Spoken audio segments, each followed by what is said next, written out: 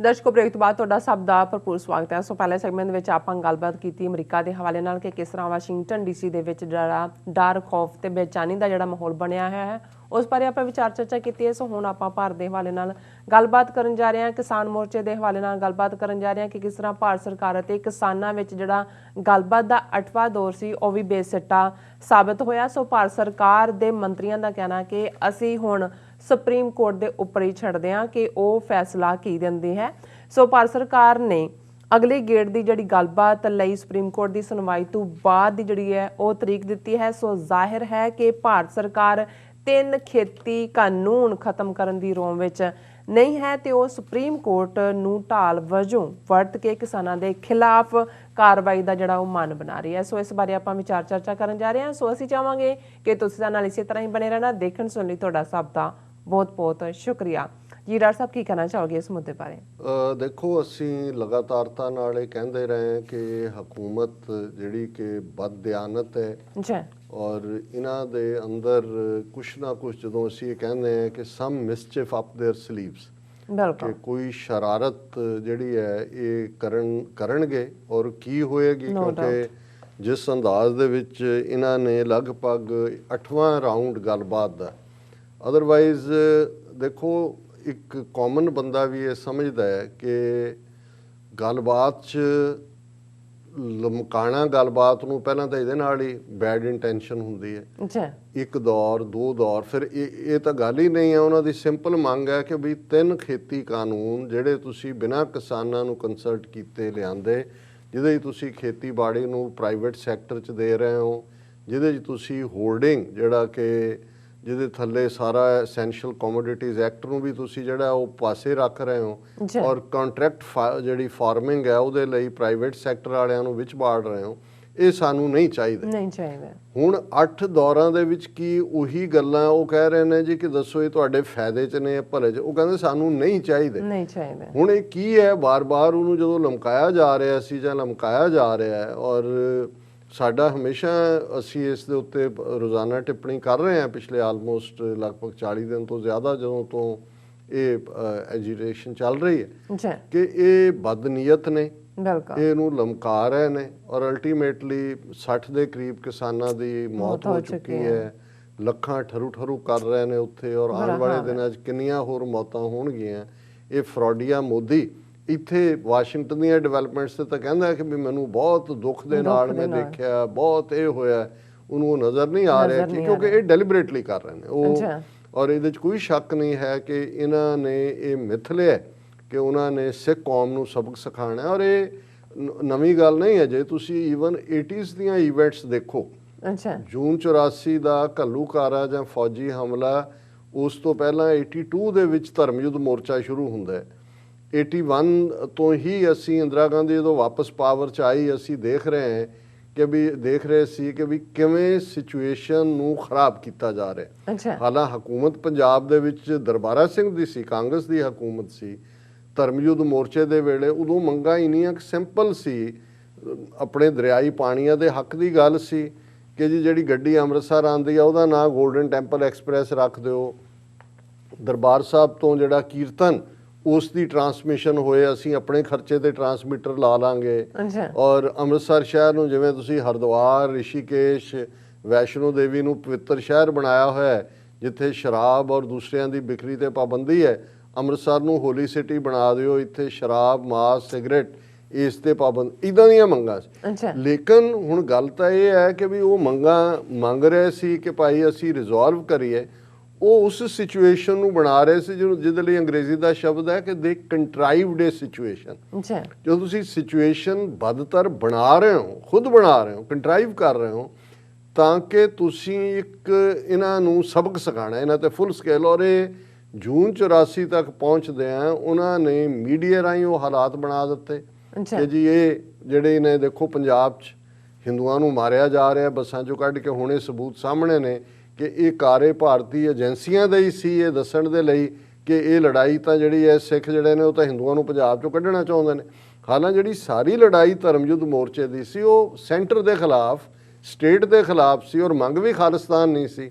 ਮੰਗ ਸੀ ਅਨੰਦਪੁਰ ਸਾਹਿਬ ਦਾ ਮਤਾ, ਜਿਹਦਾ ਮਤਲਬ ਸੀ ਕਿ ਆਟੋਨਮੀ ਪਾਵਰਸ ਔਰ ਕੱਲਾ ਪੰਜਾਬ ਲਈ ਨਹੀਂ ਬਾਕੀ ਭਾਰਤੀ ਸਟੇਟਾਂ ਲਈ ਵੀ, ਤਾਂ ਕਿ ਫੈਡਰਲ ਸਿਸਟਮ ਟਰੂ ਸਪਿਰਿਟ ਦੇ ਵਿੱਚ ਲਾਗੂ ਹੋਏ, ਟਰੂ ਫੈਡਰਲ ਸਟਰਕਚਰ ਹੋਏ, ਨਾ ਕਿ ਜਿਹੜਾ ਤੁਸੀਂ ਸਟੇਟਾਂ ਨੂੰ ਇੱਕ ਮਿਊਨਿਸਪਲ ਕਮੇਟੀਆਂ ਬਣਾ ਕੇ ਰੱਖ ਦਿਓ ਕਿ ਸਾਰੀ ਪਾਵਰ ਸੈਂਟਰ ਦੇ ਕੋਲ ਹੈ। ਲੇਕਿਨ ਉਹਨਾਂ ਨੇ ਇੱਕ ਕੰਟਰਾਈਵ ਕਰਕੇ ਸਿਚੁਏਸ਼ਨ ਮੀਡੀਆ ਰਾਹੀਂ ਲੋਕਾਂ ਦੇ ਮਨ ਬਣਾਏ, ਇੰਟਰਨੈਸ਼ਨਲੀ ਇੰਗਲੈਂਡ ਨਾਲ ਸੰਪਰਕ ਕੀਤਾ, ਰਸ਼ੀਆ ਨਾਲ ਕੀਤਾ, ਅਮਰੀਕਾ ਨਾਲ ਵੀ ਕੀਤਾ ਹੋਏਗਾ, ਮਦਦ ਮੰਗੀ ਕਿ ਜੀ ਦੇਖੋ ਇਹ ਸਾਡੇ ਕੰਟਰੋਲ ਤੋਂ ਬਾਹਰ ਜਾ ਰਹੀ ਹੈ। ਹਾਲਾਂਕਿ ਗੱਲ ਕੁਛ ਵੀ ਨਹੀਂ ਸੀ, ਗੱਲ ਬਿਲਕੁਲ ਅਕਾਲੀਆਂ ਨਾਲ ਗੱਲਬਾਤ ਦੇ ਦੌਰ ਵੀ ਚੱਲੇ। ਅਸੀਂ ਹੁਣ ਦੇਖਦੇ ਹਾਂ ਕਿ 18 ਮੀਟਿੰਗਾਂ ਅਕਾਲੀ ਦਲ ਦੇ ਰਿਪਰੈਜ਼ੈਂਟੇਟਿਵਸ ਨਾਲ, ਈਵਨ ਕਲੋਜ਼ ਡੋਰ ਦੇ ਬਿਹਾਈਂਡ, ਜਿਹਨੂੰ ਬਿਹਾਈਂਡ ਦਾ ਕਰਟਨ ਕਹਿੰਦੇ ਨੇ, ਉਹ ਇੰਦਰਾ ਗਾਂਧੀ ਦੀ ਕੋਠੀ ਵੀ ਹੋਈਆਂ, ਸੈਕਟਰੀਏਟ 'ਚ ਵੀ ਹੋਈਆਂ, ਏਅਰਪੋਰਟ ਲਾਂਚ 'ਚ ਵੀ ਹੋਈਆਂ, ਹੋਰ ਥਾਵਾਂ ਤੇ ਵੀ ਹੋਈਆਂ। ਪਰ ਇਹ ਡਿਊਪ ਕੀਤਾ ਜਾ ਰਿਹਾ ਸੀ ਸਿੱਖਾਂ ਨੂੰ ਕਿ ਦੇਖੋ ਜੀ, ਔਰ ਕੁਝ ਪਬਲਿਕਲੀ ਵੀ ਕੀਤੇ ਹੈ ਕਿ ਜੀ ਦੇਖੋ ਅਸੀਂ ਤਾਂ ਗੱਲਬਾਤ ਕਰ ਰਹੇ ਹਾਂ, ਇਹ ਦੇਖੋ ਰੀਜ਼ਨੇਬਲ ਹੀ ਨਹੀਂ ਹੈਗੇ, ਇਹ ਅਕਾਲੀ ਜਿਹੜੇ ਨੇ ਇਹ ਨਹੀਂ। ਔਰ ਜਿਸ ਦਿਨ ਫੌਜ ਪੰਜਾਬ ਦੇ ਵਿੱਚ 2 ਲੱਖ ਉਤਾਰੀ ਜਾ ਰਹੀ ਸੀ, ਇੰਦਰਾ ਗਾਂਧੀ ਗੱਲਬਾਤ ਦੀ ਆਫਰ ਕਰ ਰਹੀ ਸੀ ਕਿ ਦੇਖੋ ਅਸੀਂ ਤਾਂ ਬਿਲਕੁਲ ਚਾਹੁੰਦੇ ਹਾਂ ਔਰ ਆਲਰੇਡੀ ਪਲਾਨ ਕੀਤਾ ਹੋਇਆ ਸੀ ਵੀ ਇਹਨਾਂ ਨੇ ਕੀ ਕਰਨਾ। 2 ਸਾਲ ਤੋਂ ਦਰਬਾਰ ਸਾਹਿਬ ਦਾ ਮਾਡਲ ਬਣਾ ਕੇ ਉਹ ਕਰ ਰਹੇ ਸੀ। ਸੋ ਮੈਨੂੰ ਇਹ ਲੱਗਦਾ ਹੈ ਕਿਉਂਕਿ ਜਿਨ੍ਹਾਂ ਨੇ ਉਹ ਵਕਤ ਦੇਖਿਆ 36 ਸਾਲ ਪਹਿਲਾਂ ਦੀ, ਮੈਂ ਈਵਨ 38 ਸਾਲ ਪਹਿਲਾਂ ਦੀ ਗੱਲ ਕਰ ਰਿਹਾ, ਉਹਨਾਂ ਨੂੰ ਇਹ ਸਮਝਣ ਦੇ ਵਿੱਚ ਕੋਈ ਦਿੱਕਤ ਨਹੀਂ ਹੈ ਕਿ ਫਾਰਮਰ ਐਜੀਟੇਸ਼ਨ ਦਾ ਅੰਜਾਮ ਕੀ ਹੋਏਗਾ, ਕਿੱਧਰ ਨੂੰ ਜਾ ਰਹੇ ਨੇ। ਉੱਥੇ ਤਾਂ ਸਾਡੇ ਤਾਂ ਚਲੋ ਪੋਜ਼ਿਟਿਵ ਸਟੋਰੀਜ਼ ਬਹੁਤ ਸਾਰੀਆਂ ਨੇ ਡਿਸਕਸ ਹੋ ਰਹੀਆਂ ਜੀ, ਲੰਗਰ ਕਿਵੇਂ ਚੱਲ ਰਿਹਾ ਹੈ, ਪ੍ਰਬੰਧ ਕਿਵੇਂ ਨੇ, ਲੋਕਾਂ ਦੀ ਹਮਦਰਦੀ, ਪਿਆਰ, ਸਾਡੀਆਂ ਮਾਤਾਵਾਂ ਭੈਣਾਂ। ਜਦੋਂ ਹੁਣ ਕੱਲ ਟਰੈਕਟਰ ਮਾਰਚ ਸੀ, ਕਿੰਨੇ ਬੀਬੀਆਂ ਦੇ ਜਥਿਆਂ ਨੇ ਜਿਹੜਾ ਉਹ ਟਰੈਕਟਰ ਚਲਾ ਕੇ ਉਹਨੂੰ ਲੀਡ ਕੀਤਾ ਮਾਰਚ ਨੂੰ। ਵਿਮਨ ਐਮਪਾਵਰਮੈਂਟ ਦੇ ਉੱਤੇ ਸਟੋਰੀਜ਼ ਹੋ ਰਹੀਆਂ, ਦੇਖੋ ਜੀ ਕੀ ਹੈ।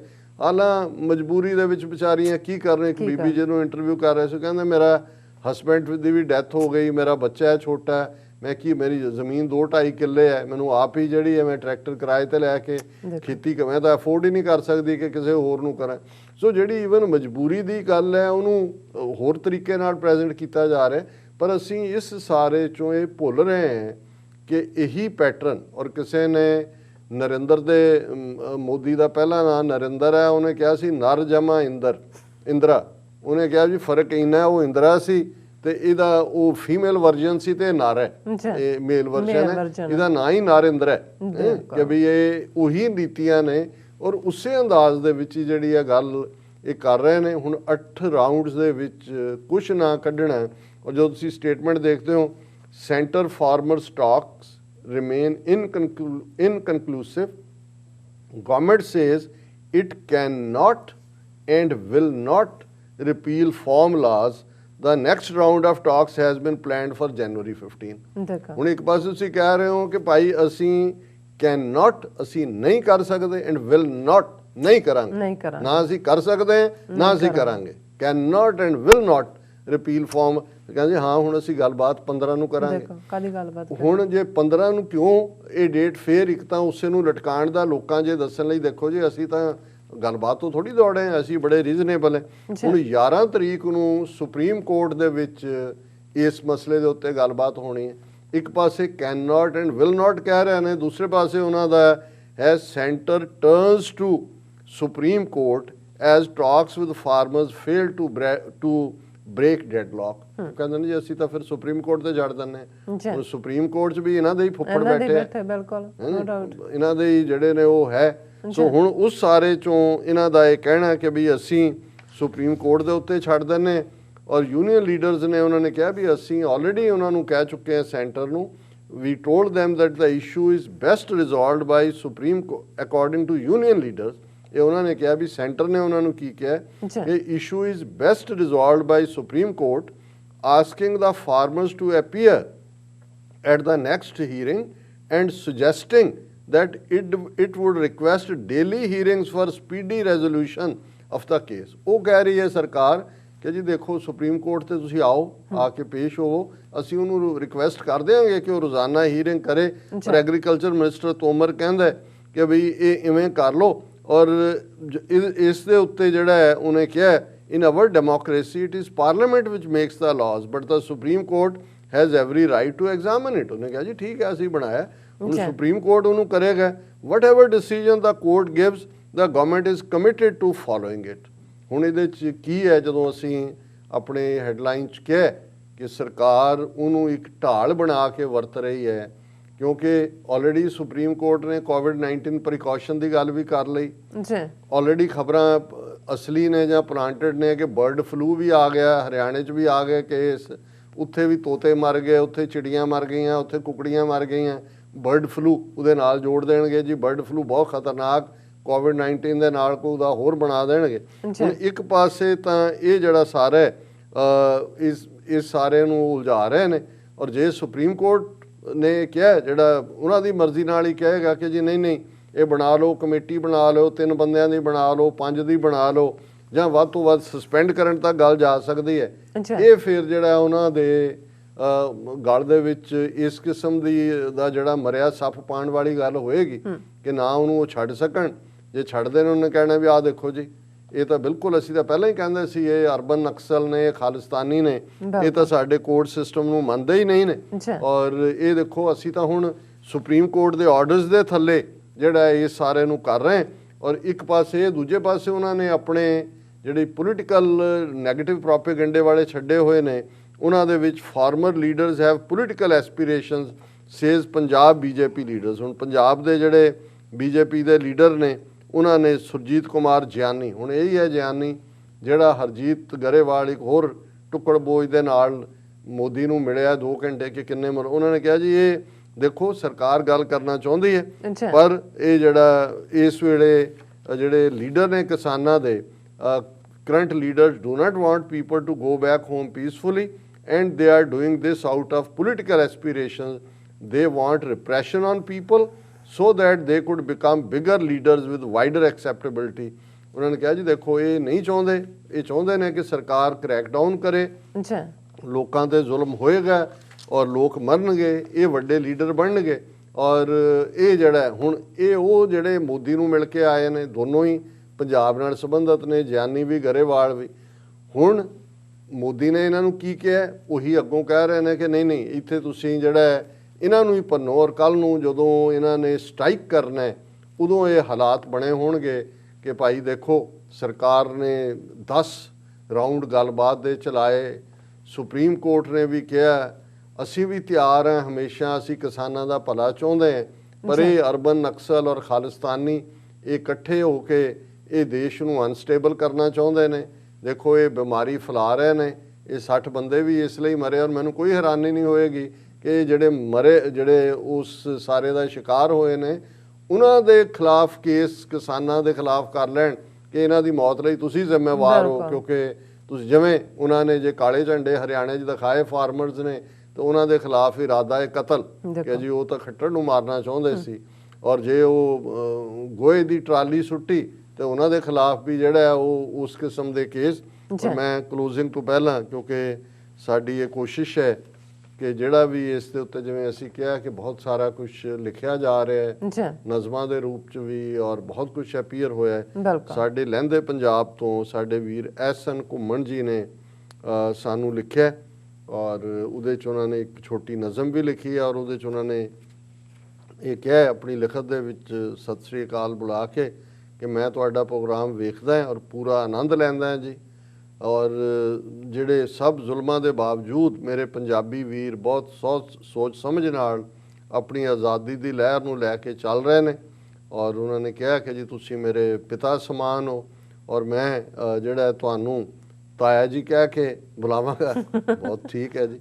ਔਰ ਮੈਂ ਕੁਝ ਲਾਈਨਸ ਲਿਖੀਆਂ ਤੁਹਾਡੀ ਨਜ਼ਰ ਕਰਦਾ। ਸੋ ਉਹਨਾਂ ਦੀ ਜਿਹੜੀਆਂ ਲਾਈਨਾਂ ਨੇ ਉਹ ਇਹ ਹੈ ਕਿ ਮੂਤ ਪੀਣਾ ਗੋਇਆ ਖਾਣਾ ਗਜ਼ਾ ਤੁਹਾਡੀ, ਗਜ਼ਾ ਕਹਿੰਦੇ ਨਾ ਖੁਰਾਕ, ਮੂਤ ਪੀਣਾ ਗੋਇਆ ਖਾਣਾ ਗਜ਼ਾ ਤੁਹਾਡੀ, ਤੁਸੀਂ ਕੀ ਜਾਣੋ ਕਣਕ ਝੋਨਾ ਕੀ ਚੀਜ਼ ਨੇ।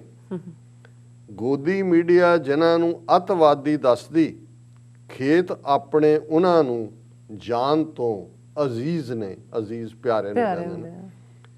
ਕੱਲਾ ਸਮਝ ਕੇ ਨਾ ਹੋ ਜਾਇਓ ਉਹਨਾਂ ਨੂੰ ਐਵੇਂ ਸਿੱਧਾ, ਲਹਿੰਦੇ ਵਾਲੇ ਅਸੀਂ ਉਹਨਾਂ ਦੇ ਚਾਚੇ ਤਾਏ ਤੇ ਚੜ੍ਹਦੇ ਵਾਲੇ ਸਾਡੇ ਭਤੀਜ ਨੇ। ਜਿੰਨੇ ਹਕੂਕ ਹੁੰਦੇ ਮਾਪਿਓ ਜਾਇਆਂ ਦੇ, ਜਿੰਨੇ ਹਕੂਕ ਹੁੰਦੇ ਮਾਪਿਓ ਜਾਇਆਂ ਦੇ, ਉਨੇ ਹੀ ਹਕੂਕ ਇਸਲਾਮ ਵਿੱਚ ਹਮਸਾਇਆਂ ਦੇ ਗੁਆਂਢੀ। ਜੀ ਤੁਸੀਂ ਪੁੱਤ ਹੋ ਜੋ ਗਊ ਮਾਤਾ ਦੇ, ਅਸੀਂ ਪੰਜਾਬ ਦੇ ਸਾਂਢ ਹਾਂ। ਵਾਹ ਜੀ ਵਾਹ। ਮੋਢੇ ਨਾਲ ਮੋਢਾ ਲਾ ਖਲੋਵਾਂਗੇ, ਵਸਦੇ ਜੋ ਹੱਦਾਂ ਦੇ ਆਂਢ ਗੁਆਂਢ। ਵਾਹ ਜੀ ਵਾਹ। ਬੜੀ ਖੂਬਸੂਰਤ। ਜੀ ਉਹਨਾਂ ਨੇ ਕਿਹਾ ਕਿ ਤੁਸੀਂ ਪੁੱਤ ਹੋ ਜੋ ਗਊ ਮਾਤਾ ਦੇ, ਅਸੀਂ ਪੰਜਾਬ ਦੇ ਸਾਂਢ ਹਾਂ। ਮੋਢੇ ਨਾਲ ਮੋਢਾ ਲਾ ਖਲੋਵਾਂਗੇ, ਵਸਦੇ ਜੋ ਹੱਦਾਂ ਦੇ ਆਂਢ ਗੁਆਂਢ ਹਾਂ। 900 ਸਾਲ ਕੀਤੀ ਦਿੱਲੀ ਤੇ ਹਕੂਮਤ ਅਸੀਂ। ਜੀ 900 ਸਾਲ ਕੀਤੀ ਦਿੱਲੀ ਤੇ ਹਕੂਮਤ ਅਸੀਂ, ਤੇ 18 ਵਾਰ ਨਿਹੰਗਾਂ ਵੀ ਦਿੱਲੀਆਂ ਦੁਲੀਆਂ ਮਾਂਜੀਆਂ ਨੇ। ਜ਼ਾਹਰ ਹੈ ਕਿ 18 ਵਾਰ ਜਿਹੜਾ 18ਵੀਂ ਸਦੀ 'ਚ ਸਿੱਖਾਂ ਨੇ ਦਿੱਲੀ ਨੂੰ ਫਤਹ ਕੀਤਾ, ਸੋ ਉਹਨਾਂ ਨੇ ਇਸਲਾਮਿਕ ਹਿਸਟਰੀ ਔਰ ਸਿੱਖਾਂ ਦੀ ਕੰਕਰਿੰਗ ਦੋਨਾਂ ਨੂੰ ਕੰਬਾਈਨ ਕੀਤਾ। ਨਾਈਸ। 900 ਸਾਲ ਕੀਤੀ ਦਿੱਲੀ ਤੇ ਹਕੂਮਤ ਅਸੀਂ, ਤੇ 18 ਵਾਰ ਨਿਹੰਗਾਂ ਵੀ ਦਿੱਲੀਆਂ ਦੁਲੀਆਂ ਮਾਂਜੀਆਂ ਨੇ। ਸੰਧੂ ਸਿੱਧੂ ਘੁੰਮਣ ਚੀਮੇ, ਵਸਦੇ ਦੋਵੇਂ ਪਾਸੀ, ਅਜੇ ਵੀ ਨਾਨੀਆਂ ਦਾਦੀਆਂ ਸਾਡੀਆਂ ਸਾਂਝੀਆਂ ਨੇ। So nice. 900 ਸਾਲ ਕੀਤੀ ਦਿੱਲੀ ਤੇ ਹਕੂਮਤ ਅਸੀਂ, ਤੇ 18 ਵਾਰ ਨਿਹੰਗਾਂ ਵੀ ਦਿੱਲੀਆਂ ਦੁਲੀਆਂ ਮਾਂਜੀਆਂ ਨੇ। ਸੰਧੂ ਸਿੱਧੂ ਘੁੰਮਣ ਚੀਮੇ, ਵਸਦੇ ਦੋਵੇਂ ਪਾਸੀ, ਅਜੇ ਵੀ ਨਾਨੀਆਂ ਦਾਦੀਆਂ ਸਾਡੀਆਂ ਸਾਂਝੀਆਂ ਨੇ। ਸੋ ਐਸਨ ਘੁੰਮਣ ਜੀ ਬਹੁਤ ਬਹੁਤ ਸ਼ੁਕਰੀਆ। ਤੁਸੀਂ ਤਾਂ ਦਿਲ ਬਾਗ ਕਰ ਦਿੱਤਾ। ਜੇ ਪੁਰਾਣੀ ਅੰਗਰੇਜ਼ੀ 'ਚ ਕਹਿਣਾ ਹੋਏ, ਜਦੋਂ ਨਵੇਂ 6ਵੀਂ ਦੇ ਵਿੱਚ ਅੰਗਰੇਜ਼ੀ ਲੱਗਦੀ ਹੈ ਤੇ ਉਹ ਦਿਲ ਮੇਰਾ ਬਾਗ ਹੋ ਗਿਆ। ਉਹ ਕਹਿੰਦਾ ਸੀ ਮਾਈ ਹਾਰਟ ਬਿਕੇਮ ਗਾਰਡਨ ਹੋ ਗਿਆ। ਤੁਸੀਂ ਵਾਕਈ ਗਾਰਡਨ ਕਰ ਲਓ ਜੀ। ਡਾਕਟਰ ਸਾਹਿਬ ਤੁਹਾਡਾ ਬਹੁਤ ਬਹੁਤ ਸ਼ੁਕਰੀਆ। ਸਾਥ ਲੈਣਾ ਬ੍ਰੇਕ। ਵਿਊਅਰਸ ਤੁਸੀਂ ਇਸੇ ਤਰ੍ਹਾਂ ਹੀ ਬਣੇ ਰਹਿਣਾ। ਮਿਲਦੇ ਹਾਂ ਆਫਟਰ ਦਿਸ ਸ਼ਾਰਟ ਬ੍ਰੇਕ।